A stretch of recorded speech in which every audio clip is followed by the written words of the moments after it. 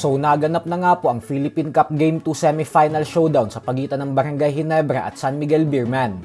At sa first half po ng bakbakan ng dalawang kupunan ay maagang lumamang ang Ginebra sa pangunguna ng veteranong si Japet Aguilar, kung saan sunod-sunod ang pagdakdak nito at tinapalan pa si Junmar Fajardo. Pero pagpasok po ng third quarter ay dito na gumawa ng adjustment ang San Miguel sa pangunguna ni Abay, dahilan kung bakit nakalamang na ang SMB sa pagtatapos ng third quarter. At nagtuloy-tuloy na po ito hanggang sa fourth quarter, hanggang sa tuluyan na nilang nakuha ang panalo. Back-to-back 2020 stats na naman po para kay Abay. Dahil po sa panalong ito ay tabla na ang serye sa 1-all, kaya naman isang best of 5 series na ito ngayon. Sa kabilang banda naman mga idol ay ayon nga po sa former PBA Mythical first team member na si Matthew Wright, ay sana daw ay dumating ang panahon na magbago ang mentalidad ng PBA sa mga Pinoy basketball players na gustong maglaro sa ibang bansa.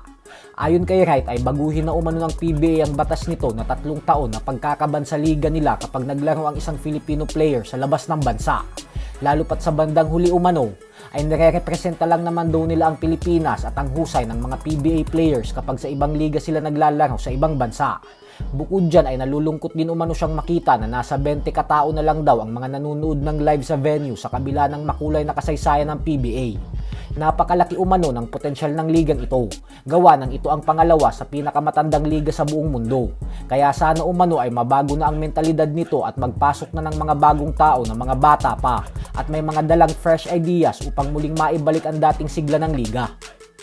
Samantala, matapos nga po ng official retirement ng Gilas legend na si Gabe Norwood sa paglalaro sa PBA makalipas ang halos 18 taon, ay bukod po sa binigyan ng alok na posisyon ng Rain or Shine head coach Yengyao si Norwood sa coaching staff ng kanilang kupunan bilang assistant coach, ay giniit din po ni Yengyao na gusto agad niyang bigyan ng jersey retirement si Norwood.